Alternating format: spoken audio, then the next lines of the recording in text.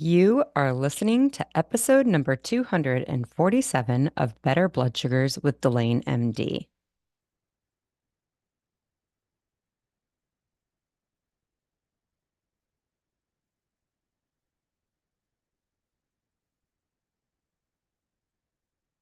Hi there. Welcome to the podcast. I want to thank you for joining me today. I want to thank you for taking a moment for your health, to take care of you, to spend a little time on you, to commit to you today. I think that's important for women to be doing every day, and I feel privileged that you're doing it with me. So, today we are going to talk about the guide, the possibly the overarching guide we should all be using in our lives to guide our decisions. I think that this is more of a principle, a guiding principle. This is not like the food guide or, some specific thing to developing a food plan. You can find my Better Blood Sugars, the 14 Days to Better Blood Sugars guide on my website. That's delanemd.com. You can go there and sign up for that 14-day guide. That's going to give you a very clear plan and a very clear guide to improving your blood sugars, and it will work. But that's not the guide I'm talking about today. I'm talking more about a guiding philosophy, something that extends to far more than your blood sugars or your health. I'm talking about a guiding philosophy that really should reach to all parts of every human being's life. And we're going to talk about what that is and why it's important. I've distilled this down into a simple question that was actually shared to me this weekend. We're going to discuss the science behind that question and why it works, and a straightforward strategy to put this into practice every single day, both morning and evening, so that you can start living the life that you are meant to live, that you want to live, that reaches all the goals and achieves everything that you want to achieve in life. And what more could we ask for with the gift of life? So, this weekend, I went on a girls' trip. It was a girls' weekend for a run. It's a 36-hour run. It's called Ragnar, like Thor Ragnar, but it's Ragnar. It's a trail run. And basically, it's a relay. You get a group of friends together. There's 8 of you, and you guys take turns running all weekend long. Now, it's not just running, it's also camping. So you set up camp, you set up tents, and you have an area, and we all hang out together. When you're not running, we're hanging out together in the camp, in the campsite. So I love doing these. My boyfriend and I do these together. He introduced me to them. I'm forever grateful to him for introducing me to Ragnar because I've done a number of these, and every single time they are life-changing and they really are just an amazing experience. I realize not everybody is into going and doing these kind of runs, or even like when I talk about doing 14ers in Colorado, maybe that doesn't sound like fun to you, but I am it again, these experiences are always life-changing to me. I enjoy them deeply. And what we're going to talk about today is really born of part of that experience. If you want to see what this is about, check out my Instagram, DelaneMD on Instagram, DelaneMD on Facebook. Check out both of these places. There will be pictures on those platforms of this experience.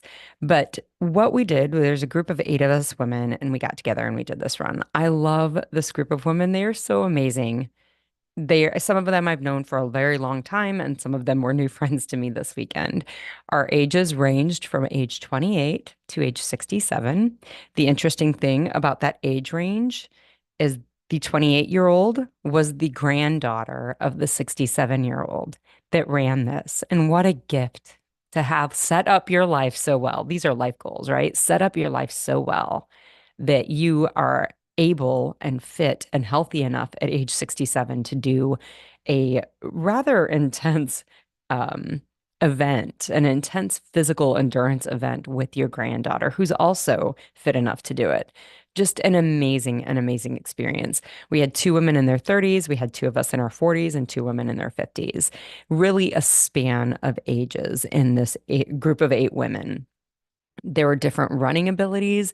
Some of these women were running 8-minute miles on the trails, which is pretty quick, and some were running 20-minute miles on the trail.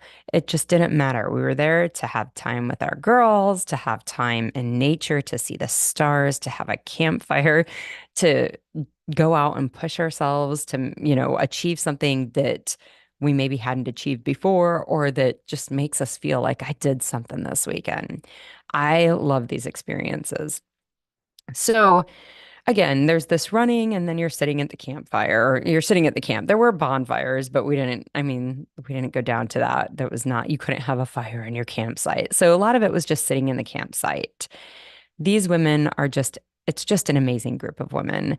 Lots of different backgrounds, lots of different personalities. But one of the women, she's full of energy. She was quite vital, really charismatic, really spirited. And one of the other ladies asked her, where did you get your spirit? Where did this come from? Where does this vitality, this charisma that you have, where did this come from? And her answer was so, so brilliant. Her answer was, when I was young, I asked myself, what would the 80-year-old version of me want to do? And ever since then, whenever I come to a fork in the road, I ask that question, and that's what guides my decision. I just started doing those things. And she said, and it's led me on so many adventures. And I thought about that question that she answered the question with, right? Like, it was so powerful and nearly knocked me over because there's so much information in this specific self question, this question to ourselves. The 80-year-old version of you, she knows your values. The 80-year-old version of you knows what's important to you. The 80-year-old version of you is also at a point in life where she knows the value of time. She knows that there's not another, may not be another opportunity. So she no longer lets frivolous worries keep her from having an experience, right? She no longer lets fear-based excuses keep her from doing something. She knows the true value of things. She knows that there is no better time like right now when the opportunity is in front of you to do something. She is the version of you that wants to seize every experience that's important to her because she knows it may not come back around. The 80-year-old version of you is the baller inside of you that doesn't let trivial concerns keep you from getting the big thing that you want in life, keep you from doing the big things with your life that you want to be doing. She knows life is a gift. She knows today is a gift, and she wants you to take advantage of it. Not for some soft, instant gratification thing that's meaningless. She wants you to take the big, big things that life presents to you. And she wants you to take it by the horns and she wants you to get it done. So I love that question. And I think we should all be using that question to guide our daily decisions. And I'm not kidding about that. Like everything from, do I take this job or that job? What would the 80-year-old version of me want me to do? I think that that's an important question, but also, should I eat the salad or should I go ahead and just give in and have the strawberry shortcake? The 80-year-old version of you also knows the answer to that question. And I think that allowing her to have input is going to guide you so strongly to the things that are important to you that at the end of your life, you're going to be able to look back and say, yep, all of these decisions, they made a difference, even the little ones, and they led to what I have now. So, why this question works, I want to talk about the science behind that because this science is fascinating. Some of this I've known, but I've learned recently more of it and kind of a deeper level of it. And it's just fascinating. The brain, the brain is just a fascinating thing. So, there is a part of your brain, it's called the Reticular Activating System, the RAS. This is a part of your brain that all of your experiences are passed through. And what I mean by that, all of your senses, your sight, your hearing, your taste, your feeling, and your smell, all of the nerves that carry those senses are passed through the reticular activating system, the RAS, the RAS, and it interprets all of those experiences. The RAS tries to reconcile these experiences, these sensory experiences, with all of the other things that your brain knows, with the thoughts in your brain. The RAS has connections to all parts of your brain, to the frontal cortex, which is like your thought source, your executive functioning component of the brain, but also your motor cortex that runs your arms, your legs, your fingers, everything. It's also going to your visual center, your visual cortex, and your auditory cortex. It's going to every different part of your brain that interprets these sensations, but also that drive actions. Okay. So the RAS is kind of this big reconciler of all the information coming in and the information going out of the brain. So it's not just that it's getting information. This is a two-way street, right? It's getting information from your nervous system. It's also sending information to your brain. Your brain is able, your prefrontal cortex is able to send information to the RAS, as well as your RAS sends information to the prefrontal cortex. And this happens both ways in the visual cortex and the auditory cortex and the motor cortex. This happens both ways in all of those different areas of the brain. Okay. So there's input and output going into and out of the RAS. Okay. I'm gonna make a joke here because I think it's funny, and you're gonna hear it because whenever I've heard people talk about your ass, what I hear is your ass, but what they're really talking about is your RAS. So recognize this is gonna sound funny. Just chuckle every time I say your ass. Your thoughts about the world come from the prefrontal cortex. Your ass is what reconciles that information. Okay, the information that's coming in is reconciled with the thoughts that you already have. In addition, your prefrontal cortex sends information to the RAS for your RAS to be able to start looking for the information that the thoughts have are directing. Okay.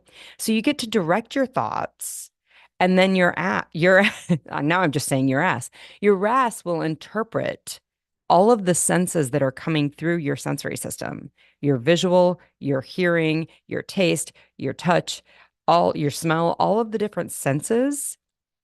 The RAS will interpret those based on what the prefrontal cortex or these other cortexes from the higher parts of the brain are telling the RAS that it needs to pay attention to. And think about this. You see this all the time. Like if you're like, did I just smell smoke? Suddenly your brain starts to really look for smells of smoke. Okay. Neuroscientists have referred to this as directing your thoughts, this act of directing your thoughts as the setting of your RAS. Okay. So an example that I've heard neuroscientists use about this is when they're talking about cars. So if you have a car that you like, a specific car that you like just think are really great, your brain, your visual cortex will set your RAS to look for that car. So I'm a Jeep person. I like my Jeeps. I've had plenty. My brother drives them. It's like a Jeep thing in our family. We like Jeeps. And Jeep people, they're called Jeeples. They're borderline obnoxious. I'm so sorry about that. It is what it is. We have the ducks and the wave and all of this craziness, right? For me, driving down the road, and for many Jeeples, because we have our little Jeep wave, right? We, our brain, our thoughts, right? Our prefrontal cortex and our thoughts about Jeeps tells our RAS to look for Jeeps. And our RAS does. We see all the Jeeps. If you're not into Jeeps, you probably don't see the Jeeps the way we see Jeeps, but we see all the Jeeps. That's what we have set our RAS to look for. Okay. Now, if you like Corvettes, I don't see all the Corvettes. They are not what my prefrontal cortex has set my RAS to look at. But if you like Corvettes, you're not seeing the Jeeps, you're seeing the Corvettes. And it's because you've set your RAS to look for that. You've literally set the visual input from your eye to pass through a filter at the base of your brain that has overemphasized the importance of Corvettes. And in my case, overemphasized the importance of Jeeps, or emphasized it more than the importance of other things. Okay. So This is what we mean by setting the RAS. Okay. So asking yourself what you want in life sets your RAS. This question about the 80-year-old version of you, what does she want? That allows you to have a high level guiding principle to set your RAS to look for what you want to achieve in life. If your brain is constantly set on how hard it is not to eat the Oreos or the junk food, your RAS will set it up, will show you, will filter your incoming sensory input to only see how it's hard to not eat it. It's all that's available. There's nothing else. I might get hungry. All of those thoughts are filterings of your RAS. It's filtering the situation you find yourself. You are sensing that situation. And because you've set your RAS to look at how hard it is, all you're seeing is how hard it is. You filter out everything else, just like I filter out all the Corvettes for Jeeps only. Okay. If your RAS, or if you have the thought about how hard it is to eat healthy, your brain is going to set you up to see that. Your RAS is going to set you up to see that. So if you ask the 80-year-old version of you about this scenario, what in this scenario is, how I'm going to, create what I want? What does the 80-year-old version of me in this scenario want me to do? If you ask yourself that question, the 80-year-old version of me sees that we are in a room full of donuts, but the 80-year-old version of me wants me to be healthy. If you just have that scenario set up in your brain, you automatically set your RAS to make that so. It's so powerful. This is why this is such a powerful question. It sets you up for the things that are really important to you, and it sets your brain to start looking for the opportunities to make that thing that's really important to you happen. Okay. So, how to do this? Strategies to do this, right? Set a list of things that you want in your life. Seriously, like sit down today and give yourself permission to set 10 things that by the time you're 80, the 80-year-old version of you is going to want you to have accomplished. 10 things. And then set your brain to start looking for it, right? Each day, start thinking about these things and start each day looking at those things and how to create it, and end each day thinking about what did you do today to move you in that direction. Sometimes this will cause you, like, I think of something I want. So, if I wanted a Corvette, I would have thoughts like, okay, I want a Corvette. And maybe that's not important to you. And I totally get this. This is just an example. You can have thoughts of like, okay, yes, I see myself wanting the Corvette. I want the Corvette. That's important to me for whatever reason. Frequently, that will lead then to future thoughts. Like right after the I want the Corvette, you start seeing all the reasons you don't have the Corvette. But I can't afford it. It's too expensive. It's not a family car. Whatever it is, you start seeing all of the things about why you don't have it yet. That is not the way to do this, because now what you're actually thinking is not having it. You're not thinking about having it. Like you're like, yeah, I want a Corvette. But then you're like, it's too expensive. It's not a family car. It's not a economical car. It doesn't have great gas mileage, whatever it is. You're thinking about all the reasons that you don't have it. That is not the way to do this exercise. Okay. And one way to move yourself out of that, that's scarcity, is what that really comes down to, is we've created like a thing I want and then the reasons I don't have it. That's scarcity.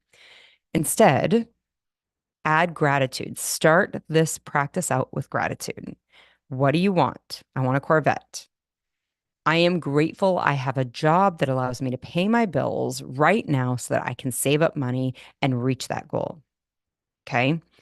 Start with gratitude. The way this looks with maybe your health and your blood sugars, maybe the thing that you want, the 80-year-old version of you is like, listen, sis, I'm 80 now. My joints aren't what they used to be when we were 40 and 50. And girl, I need you to start taking better care of me today so that when we are 80, that we can do amazing things still. We can be active with our family. We don't have dementia. We can, still have a vital social life. We need to start doing things today at age 40, 50, or even 60 or 70 so that at age 80, we can have those things that are important to us. All right. So if that's what's important to you, I want better blood sugars. I want better health. Your brain is going to be like, yeah, but we ate that chocolate cake and that chocolate cake's going to make our blood sugars worse. And we didn't exercise and we didn't da da da da da da da. Your brain is going to go immediately to all the reasons that it's not happened today. Stop. Hold the phone. I want you instead to start that practice with gratitude. I am grateful today for all of the things that I did for my health. I ate 5 different vegetables. I ate high quality protein. I got out into nature and did 10 minutes of walking. I got a good night of sleep. I managed my stress today. Your brain is going to want to go to all the things that don't work. I want you to start with being grateful for all the things that you did do.